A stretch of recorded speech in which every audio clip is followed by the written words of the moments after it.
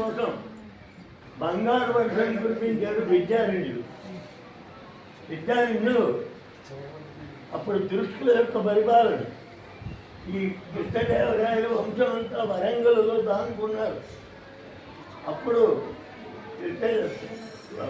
విద్యార్థులు ఏమిటంటే మా దగ్గర డబ్బు ఏం లేదు, సైన్యం కావాలి, ఏం కావాల్సిన మీరు ఏం చేయలేము, మీకు ఎంత డబ్బు కావాలిస్తే అంత డబ్బు నేను ఇస్తాను, సైన్యాన్ని సమీకరించుకోండి ఏం చెప్తాయన భరోసా ఇచ్చి భువనేశ్వరి అమ్మవారిని ఉపాసిస్తే ఒరే నువ్వు ఎప్పుడు పిలిస్తే అప్పుడు విరూపాక్ష దేవాలయానికి చుట్టూ 2 మైళ్ళ దూరం కనక వర్షం కురిపిస్తాను, నువ్వు తర్వాత ఇస్తాను. అప్పుడు బుక్కరాయల్ని తీసుకెళ్ళి విజయనగరంలో ఆయన కూర్చోబెట్టి విద్యారణ్యులు విరూపాక్ష దేవాలయంలో భువనేశ్వరి అమ్మవారిని ఉపాసిస్తే 3 రోజులు ఉపాసించారట. 3వ రోజు 2 మైళ్ళ దూరం 1 గంట సేపు బంగారు వర్షం అలా పడుతూనే ఉంది. విశేషం ఏంటంటే మొత్తం ప్రజలందరూ కూడా స్వచ్ఛందంగా ఆ బంగారం వచ్చి విరూపాక్ష దేవాలయంలో ఇచ్చేసారు. ఆ తర్వాత ధర్మస్థాపన జరిగింది కృష్ణదేవరాయల పరిపాలన వరకు. అంచేత పీఠాధిపతులు 37 కనకవర్షం కురిపించిన వారు ఇద్దరే, ఒక ఆయన శంకరుడు, ఒక ఆయన విద్యారణ్యులు. అటువంటి విద్యారణ్యులు ఇది గంగ ఒడ్డు. విద్యారణ్యుల సమయంలో అంటే 1346వ సంవత్సరంలో ఇది గంగ ఒడ్డు. ఆయన ఇక్కడ కూర్చొని తపస్సు చేసుకున్నారు. మధ్యాహ్నం నిర్ణయింది తపస్సు అయ్యేది. శివలింగం ఉంటే బాగున్న అభిషేకానికి చూస్తే కనపడలే. అప్పుడు ఇసగని గారి దగ్గరికి నొక్కారు. ఇక్కడ శివలింగం ఇలా ఉంటుంది, ముందరంగాను పలకలుగాను ఉండదు. దానికి అభిషేకం చేశారు. తత్ప్రభృతి 1436 నుంచి ఈనాటి వరకు అవిచ్ఛిన్నంగా ఆ కార్యక్రమం జరుగుతోంది. 1936 ఆ ప్రాంతంలో భరద్వాజ రాధామణి ఆవిడ పేరు. ఆవిడ ఈ మఠంతా కట్టించి పునరుద్ధరణ చేసింది. పూర్వం సాక్షాత్ సన్యాసులు ఉండడం కోసమే కట్టించి ఈవేళ గృహస్థులు ఉండడానికి కుదరడం లేదు. గృహస్థులు కూడా ఉండొచ్చు, ఉండడానికి కుదరకపోవడం ఏం లేదు. అన్నీ అటాచ్లు డిటాచ్లు ఇవన్నీ కావాలి కదా ఇప్పుడు. అంచేత గృహస్థులు ఉండడానికి పాపం కూడా వస్తారు. కానీ అటాచ్ ఉందా లేదు, దేవస్థానం శుభం మంచి ఇలా జరుగుతుంది. అంతేత ఆవిడ ఆ భరద్వాజ మహారాణి పునరుద్ధరణ చేసింది. ఈవేళ శృంగేరి పీఠాధిపతులు భారతీ మహాస్వామి గారు,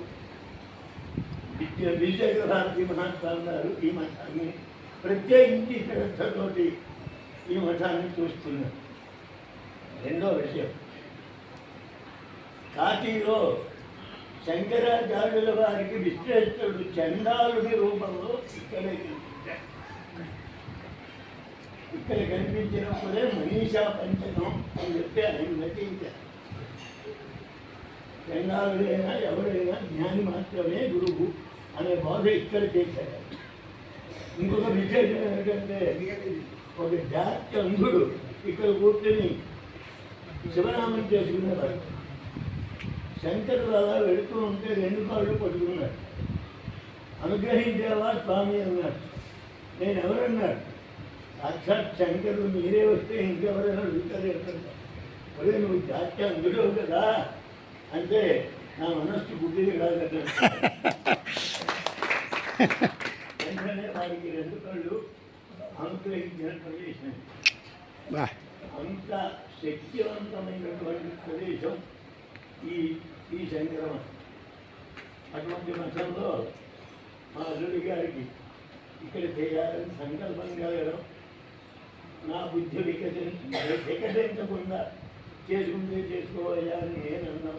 చాలా వైభవంగా ఈ కార్యక్రమం మీరందరూ భక్తి శ్రద్ధ, దేనికైనా కావాల్సింది భక్తి శ్రద్ధ.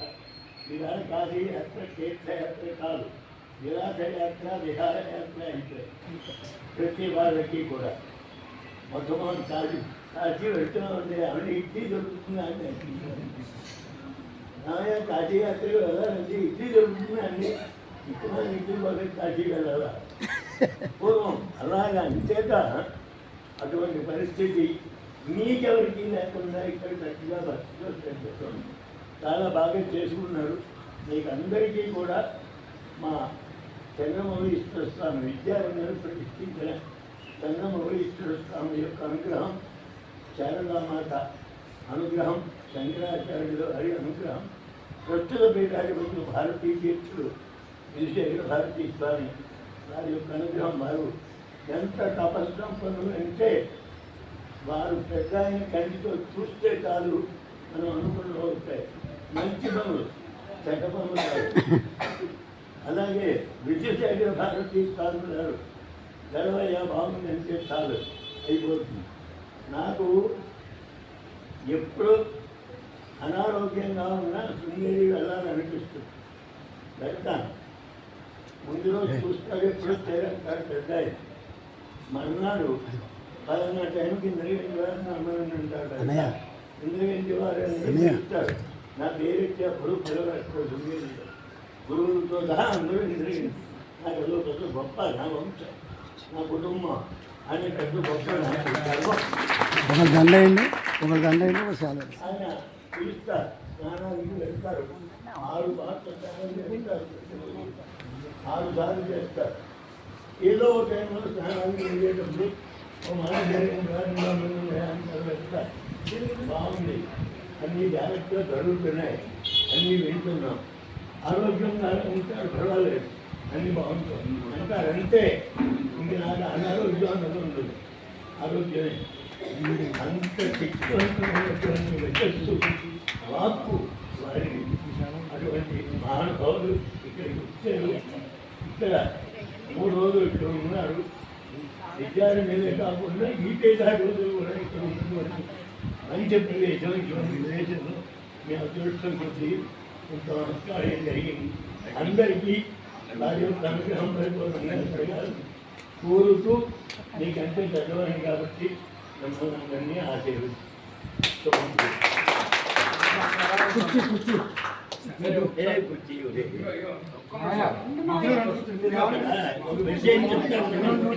ఒక విషయం చెప్తాను, సంతోషమే. ఎప్పుడు కూడా అవి చాలా తప్పు. చిన్న పెద్ద కాదు. జగద్గురు సాన్నిధ్యంలో చేతికి ఏంటి తప్పలేదు. అంతేగాని